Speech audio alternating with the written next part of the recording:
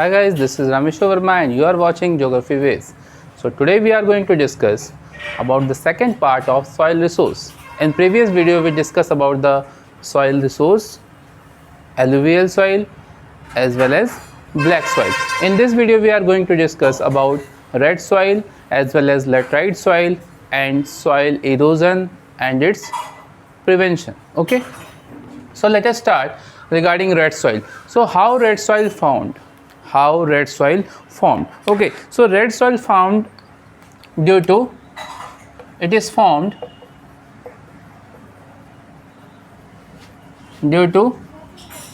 weathering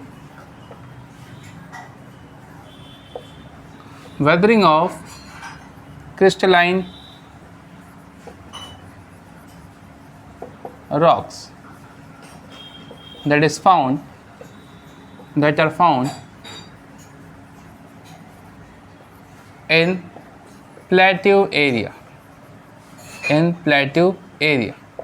It means red soil formed due to weathering of crystalline rock, weathering and denudation of crystalline rock. पिछले video में भी हमने बात की थी what is the meaning of weathering. तो weathering क्या था भाई? Weathering is a process in which rocks break down on its surface due to various circumstances like temperature, pressure, atmospheric condition. Okay, so इनकी वजह से अगर पत्थर अपनी जगह पे टूट जाते हैं फिर टूटने के बाद वो मूव कर जाते हैं, ठीक है, वो सॉइल फॉर्मेशन का एक प्रोसेस होता है. तो उसी प्रोसेस के तहत कौन सा सॉइल बनता है भाई? हमारा रेड सॉइल. और ये किस एरिया में मिलता है? प्लेट्यू एरिया में. तो इंडिया के जिस पार्ट में प्लेट्यू हैं, चाहे डेक्कन प्लेट्यू हो गया, मालवा प्लेट्यू हो गया, ठीक है, तो उन एरिया में रेड सॉइल की जो फॉर्मेशन है वो सबसे ज़्यादा होती है. ठीक है, समझ में आया? Okay, so second is white is in red colour. White appears in red colour. So red colour is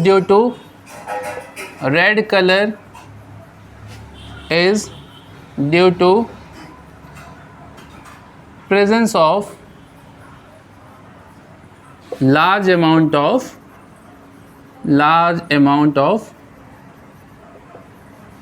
iron oxide. तो आयरन ऑक्साइड की प्रेजेंस की वजह से इसका अपीयरेंस कैसा होता है? रेड कलर का होता है. Okay, and it's colour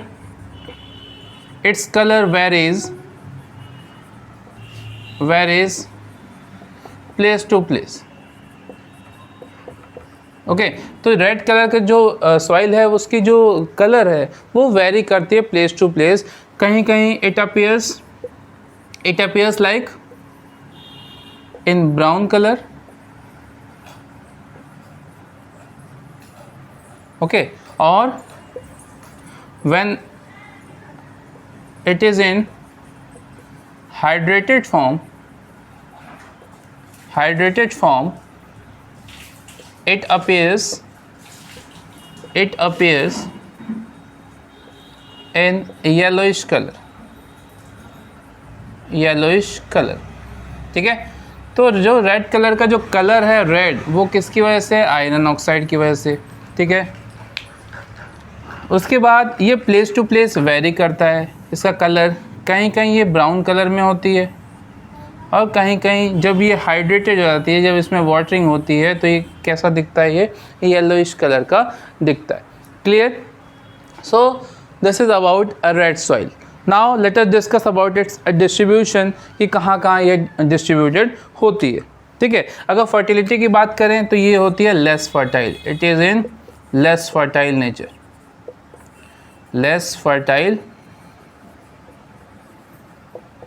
in nature. ठीक है, तो फर्टिलिटी के मामले में जो एलुवियल सॉइल है और ब्लैक सॉइल है, उसके बाद तीसरे नंबर पे ये सॉइल आती है. और अगर पोजीशन की बात करें इंडिया में, कि इंडिया में रेड सॉइल की पोजीशन क्या है डिस्ट्रीब्यूशन में, तो थर्ड पोजीशन पे है. तो सबसे ज़्यादा जो मिलने वाली सॉइल है वो कौन सी है? Alluvial soil. Okay, so first is alluvial soil. सबसे ज़्यादा एलुवियल सॉइल का ग्रुप है इंडिया में. Then black soil, and the third is red soil, fourth laterite soil, okay. Fifth forest soil. Forest soil is not in your syllabus, but fifth position forest soil. Sixth desert soil. So this is a sequence. This is a sequence in descending order. The highest one alluvial, then black, then red, laterite, forest, desert, and the most fertile soil, that is alluvial. Second black, third is a red soil, okay. Now laterite soil. Clear? So this is the characteristics of red soil. Hope आपको समझ में आ गया होगा, ठीक है। चलिए next is बात कर लेते हैं इसके डिस्ट्रीब्यूशन की, अबाउट इट्स डिस्ट्रीब्यूशन कि इंडिया के किस पार्ट में इस तरह की सॉइल मिलती है। तो आपको ये कैरेक्टरिस्टिक्स समझ में आ गया होगा। तो इसकी फॉर्मेशन कैसी है, वेदरिंग की वजह से फॉर्मेशन है, ठीक है। और वेदरिंग और साथ के साथ एक चीज़ और समझ में आएगी, सॉइल किस एरिया में ज़्यादा मिलती होगी, तो प्लेट्यू एरिया में। तो इंडिया में जहाँ जहाँ प्लेट्यू है उस एरिया पे आप फोकस करेंगे, like Deccan plateau, like Malwa plateau. तो उस वाले एरिया में जितने भी स्टेट हैं वो सब इसके अंतर्गत आएंगे। तो इसका कलर जो रेड है वो किसकी वजह से है, आयरन ऑक्साइड की वजह से। क्लियर? चलिए next is distribution of red soil. Distribution of red soil.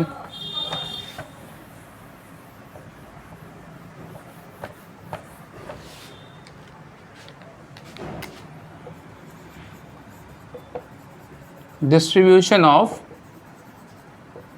red soil.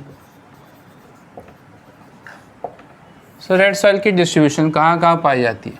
तो हम एक लाइन से बात करें तो मालवा प्लेट्यू, ठीक है।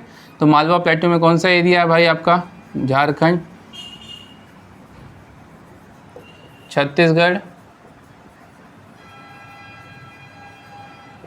ठीक है। छत्तीसगढ़ के बाद बात करें तो आपका एमपी, देन आंध्र प्रदेश, तमिलनाडु, ठीक है। So these are the state. इसके बाद बात करें इधर Manipur, Mizoram. So these are the state where red soil form, red soil found, ठीक है। तो इन स्टेट में रेड सॉइल मिलती है। इसके अलावा आपके महाराष्ट्र के कुछ एरिया में और केरला के कुछ एरिया में पाई जाती है। So this is the distribution of red soil. तो जिस एरिया में है ना रेड सॉइल मिलती है वो कौन सा एरिया होना चाहिए भाई, प्लेट्यू वाला एरिया होना चाहिए। वहाँ पे ओल्ड क्रिस्टलाइन रॉक होनी चाहिए और उसी क्रिस्टलाइन रॉक की हेल्प से रेड सॉइल का फॉर्मेशन होता है। और उस क्रिस्टलाइन रॉक में रेड ऑक्साइड की मात्रा ज़्यादा होती है, इसीलिए वो कैसा अपीयर करता है, रेड कलर का अपीयर करता है। और फर्टिलिटी के मामले में बात करें तो ये लेस फर्टाइल होता है as comparison to black as well as alluvial soil. Clear? Now characteristics की बात हम ऑलरेडी कर चुके हैं, ठीक है। तो एक दो और कैरेक्टरिस्टिक देख लेते हैं इसके।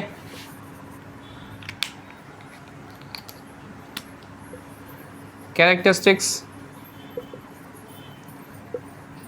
तो पहले तो कैरेक्टरिस्टिक्स में जान लिए कि भाई ये क्रिस्टलाइन रॉक से फॉर्म होता है, रेड ऑक्साइड की वजह से रेड होता है ना।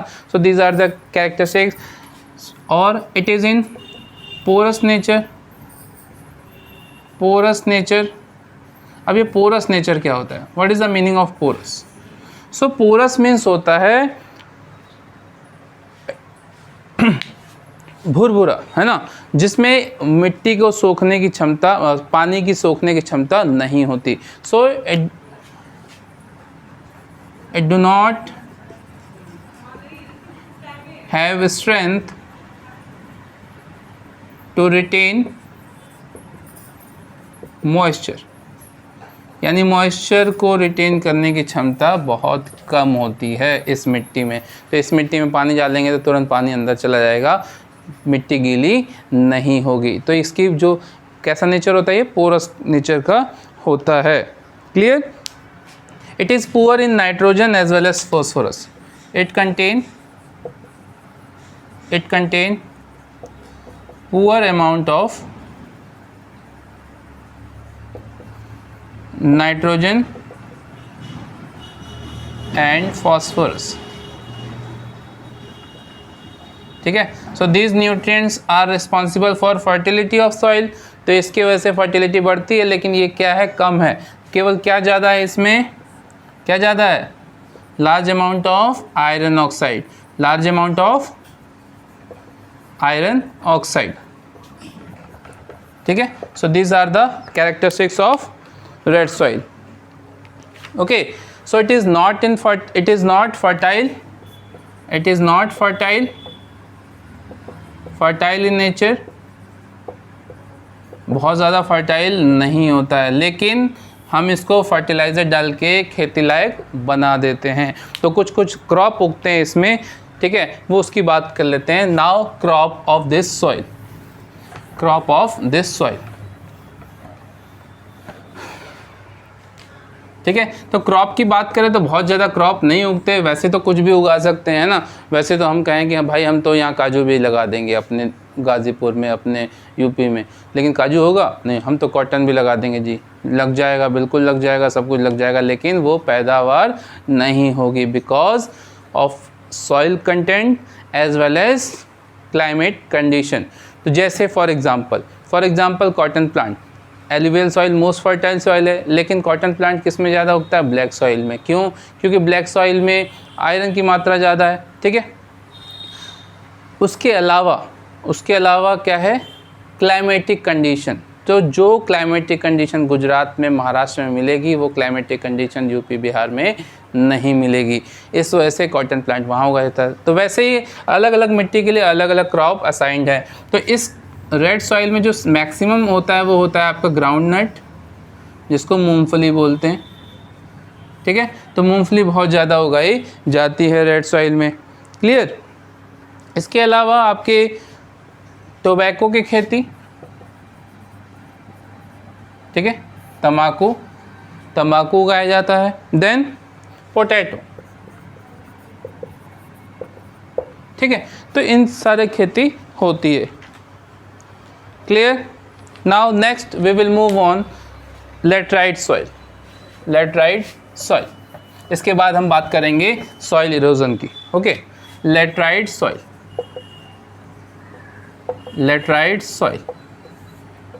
सो लेटराइट सॉइल और रेड सॉइल क्या है, दोनों भाई हैं, है ना, कज़न भाई।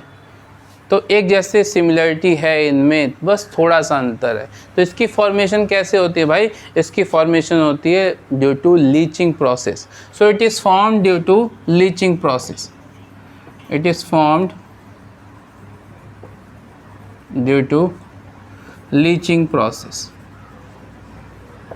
लीचिंग प्रोसेस, ठीक है। तो लेटराइट सॉइल भी उसी एरिया में मैक्सिमम पाए जाते हैं जहाँ पे रेड सॉइल पाई जाती हैं। तो कैसे फॉर्मेशन होता है इसका, तो इसका फॉर्मेशन होता है due to leaching process. It is form due to leaching process. अब समझ लेते हैं कि लीचिंग है क्या। सो लीचिंग क्या है, leaching it is a process, एक प्रोसेस है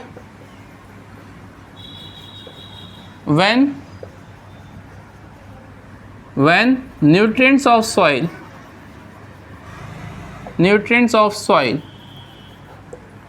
washed out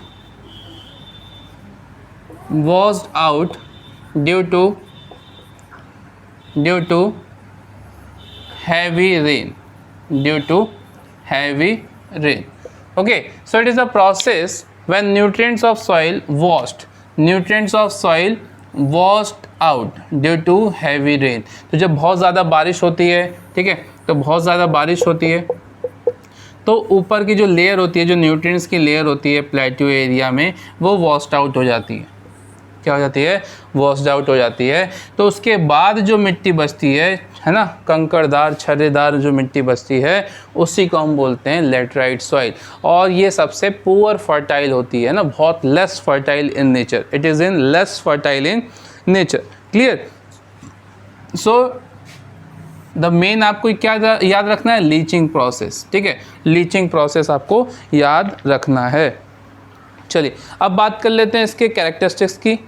तो किस तरह का कैरेक्टरिस्टिक्स है, so it is also in porous nature, it is porous soil, ठीक है।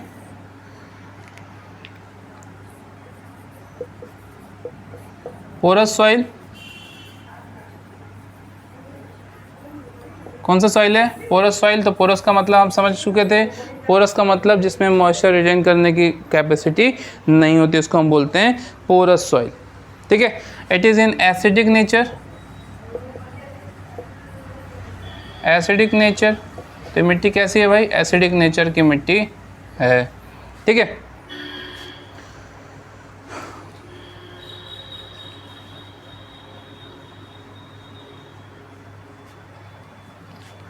Clear? So it is in less fertile, it is less fertile. तो इतने कैरेक्टरिस्टिक्स बहुत हैं, बहुत कम फर्टिलिटी होती है इसमें। क्लियर? चल, सो एग्ज़ाम में जब भी हम इसको करें तो कोशिश करें कि पॉइंट वाइज आंसर दें और उसके साथ साथ क्या करें भाई, मैप बना के उसको इजीली लोकेट कर दें। क्लियर? चलो, नाउ बात कर लें डिस्ट्रीब्यूशन की। डिस्ट्रीब्यूशन की कहाँ कहाँ है? तो जहाँ जहाँ आपकी रेड सॉइल मिलती है लगभग लगभग वहीं पे इस लेटराइट सॉइल का भी फाउंड होता है। ठीक है। तो जिसमें आपका मध्य प्रदेश, उड़ीसा, महाराष्ट्र, मध्य प्रदेश, उड़ीसा, महाराष्ट्र, छत्तीसगढ़। ओके। सो इसके अलावा आपके और भी हैं, आपके Karnataka, West Bengal, Andhra Pradesh, Karnataka, West Bengal. So these are the state where laterite soil found. तो इन स्टेट में लेटराइट सॉइल मिलती है। ठीक है। तो बिल्कुल दिमाग में समझ के रखना है। तो कोई भी चीज़ रटने की ज़रूरत नहीं है, बिल्कुल आप समझ लेंगे तो अपने आप क्या कर लेंगे, लिख लेंगे। ठीक है। 2-4 पॉइंट तो ऐसे ही दिमाग में आ जाते हैं, समझे रहेंगे तो एग्ज़ाम में 2-4 पॉइंट तो लिख ही लेंगे। और मैक्सिमम जो कंटेंट होता है वो 3 मार्क्स से ज़्यादा का नहीं आता आपके बोर्ड एग्ज़ाम में। और 3 मार्क्स के लिए मैक्सिमम आप 3 पॉइंट 4 पॉइंट लिख देंगे तो आपका काम बन जाएगा। क्लियर? चल, नेक्स्ट बात कर लेते हैं सॉइल इरोजन की। सॉइल रिसोर्स में एक इंपॉर्टेंट टॉपिक है, that is soil erosion. Okay, soil erosion.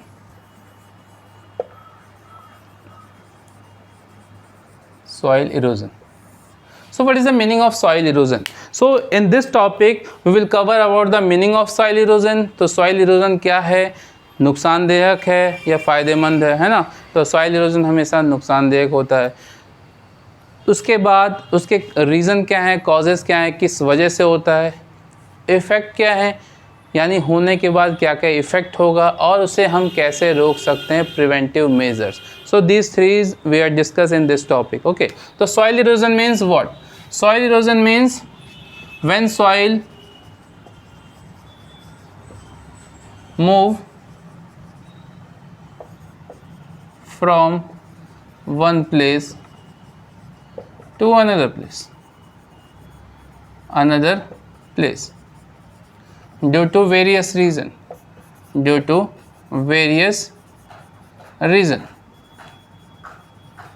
okay, due to various reason।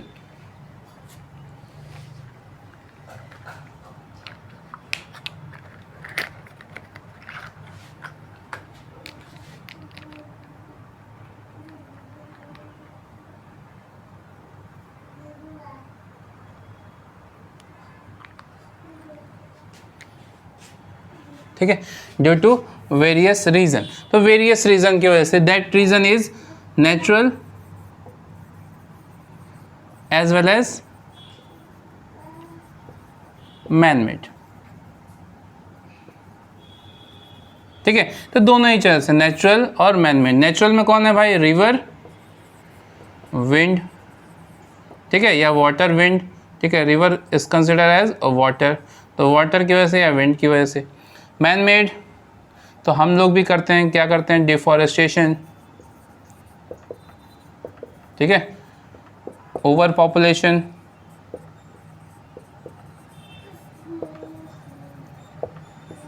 Farming in hilly area.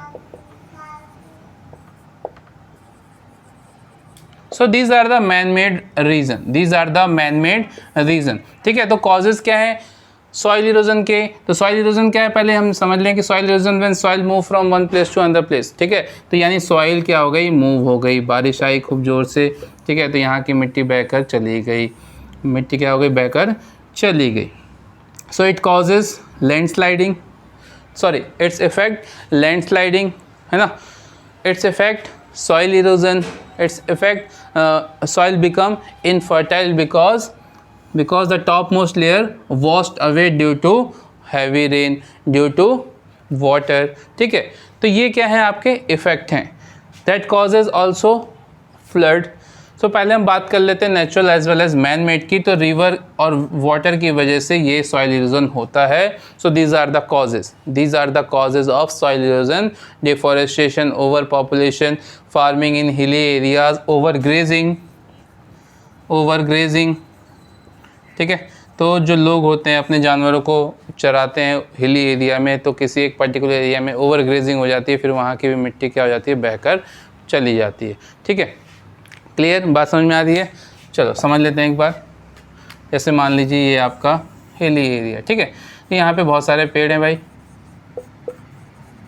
So these trees hold the soil, hold that particular soil, so natural vegetation hold the soil on that particular area। so यहाँ पे जो shrubs हैं, छोटे घास हैं, पौधे हैं, पेड़ हैं, वो क्या करते हैं, मिट्टी को पकड़कर रखते हैं। तो हम ही क्या करते हैं, हम हमारे जो डिफॉरेस्टेशन वजह से, ओवर पॉपुलेशन की वजह से, फार्मिंग हिली एरिया में फार्मिंग करने की वजह से, ओवर ग्रेजिंग, ठीक है, या शिफ्टिंग कल्टीवेशन, जो खेती करते हैं हम जंगलों को साफ करके, इसकी वजह से क्या होता है, so these are the man made causes. इसकी वजह से मिट्टी की जो बॉन्डिंग होती है वो ढीली पड़ जाती है। ठीक है, जो जड़ें होती है वो ख़त्म हो जाती हैं, बॉन्डिंग ढीली हो जाती है। Then when rain came, land become loose its bond. ठीक है, इसकी जो पकड़ होती है वो कम हो जाती है और पूरी की पूरी मिट्टी बह जाती है। इसी को बोलते हैं लैंड स्लाइडिंग। पूरा का पूरा एरिया नीचे गिर जाता है। कभी आपने सुना होगा न्यूज़ पे लैंड स्लाइडिंग। ठीक है, तो लैंड स्लाइडिंग किसका इफेक्ट है, किसका इफेक्ट है, सॉइल इरोजन का इफेक्ट है। क्लियर, तो ऑल ऑफ सडन और क्या करते हैं पेड़ पौधे, है ना, तो पेड़ पौधे और क्या करते हैं, वाटर को कंट्रोल करते हैं, वाटर के फ्लो को कंट्रोल कर लेते हैं। वाटर का फ्लो जब भी आता है तो ये पेड़ क्या कर लेते हैं, इनकी जड़ें पानी को सोख कर अंदर कर देती हैं। ठीक है, और बाद में इन्हीं पानी को धीरे धीरे छोड़ती हैं, वो रिवर के रूप में हमारे सामने आता है। ठीक है, लेकिन जब पेड़ काट देंगे तो ये जो पानी का फ्लो है वो कंट्रोल नहीं होगा और all of sudden low land area में क्या आ जाएगा, फ्लड आ जाएगा। क्या आ जाएगा, फ्लड आ जाएगा। तो सॉइल इरोजन का इफेक्ट क्या है, फ्लड भी है। सॉइल इरोजन का इफेक्ट क्या है, फ्लड भी है, लैंड स्लाइडिंग भी है। क्लियर, तो इफेक्ट की बात कर ली हमने, कॉजेस की बात कर ली, सॉइल इरोजन समझ गए। चलो अब बात कर लेते हैं हाउ वी प्रिवेंट। ठीक है, तो जब भी हम प्रिवेंशन की बात करते हैं तो जितने भी कारण हैं उसको हमको क्या कर देना है, रोक देना है। तो बहुत याद करने की जरूरत नहीं है। तो जो भी कारण हैं जिसकी वजह से ये चीज़ हो रही है उसको हम क्या कर देंगे, स्टॉप कर देंगे, तो बिल्कुल भी आपका ये चीज़ प्रिवेंट हो जाएगी। बात समझ गए, तो प्रिवेंशन याद करने की जरूरत नहीं है। जितने भी कॉजेज़ हैं, जितने भी कारण हैं उसको हम दूर कर दें। Like deforestation. ठीक है, तो डिफॉरेस्टेशन है भाई पहला एरिया, तो डिफॉरेस्टेशन को क्या कर देंगे, afforestation. So this is a prevention, this is a prevention of soil erosion, prevention of soil erosion. यानी सॉइल इरोजन को कैसे रोकें, तो पहला है भाई आपका अफॉरेस्टेशन,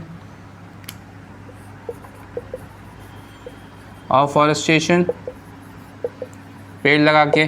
ठीक है, कंट्रोल पॉपुलेशन, और पॉपुलेशन हो रहा है तो पॉपुलेशन को क्या करिए, कंट्रोल करिए। फार्मिंग इन हिली एरिया, तो भाई फार्मिंग तो बहुत ज़रूरी है। लोग जहाँ रहेंगे खेती करेंगे, नहीं तो खाएंगे क्या। तो हिली एरिया में कैसा फार्मिंग करना चाहिए, टेरेस फार्मिंग। तो टेक्निक होनी चाहिए वो कैसी होनी चाहिए, terrace farming in hilly area, in hilly area. तो हिली एरिया में कैसी फार्मिंग होनी चाहिए, टेरेस फार्मिंग होनी चाहिए, यानी सीढ़ीदार खेती होनी चाहिए, लाइक दिस। तो इसका फ़ायदा क्या है, यहाँ पे आपने प्लांट लगा दिए, व्हेन वाटर के सो स्लोली नीचे आएगा और ये प्लांट क्या कर लेंगे, पकड़ के पानी को अंदर कर देंगे, तो all of sudden land sliding का खतरा कम रहेगा और बाढ़ आने का भी खतरा कम रहेगा। तो terrace farming is a good technique to prevent soil erosion in hilly area. Clear. इसके अलावा ओवर ग्रेजिंग, तो यहाँ लिख देंगे control in grazing, control over grazing. Okay, and control on shifting cultivation, control regarding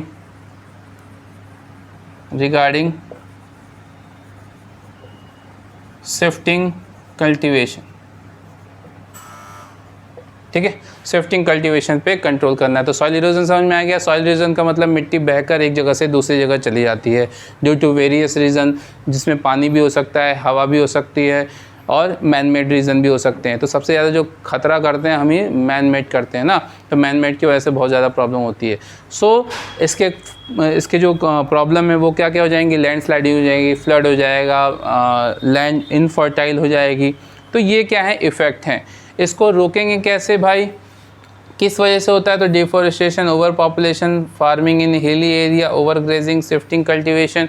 ठीक है, तो ये आपके रीज़न है। इसको प्रिवेंट कैसे करेंगे, इसको बंद कर देंगे, इसको कंट्रोल कर लेंगे, तो ये ऑटोमेटिक क्या हो जाएगा, प्रिवेंट हो जाएगा। So this is all about in this chapter. बने रहिए हमारे साथ, वीडियो को लाइक करें, सब्सक्राइब करें और बने रहिए हमारे साथ नेक्स्ट क्लास, नेक्स्ट चैप्टर के लिए। Thank you and have a nice day.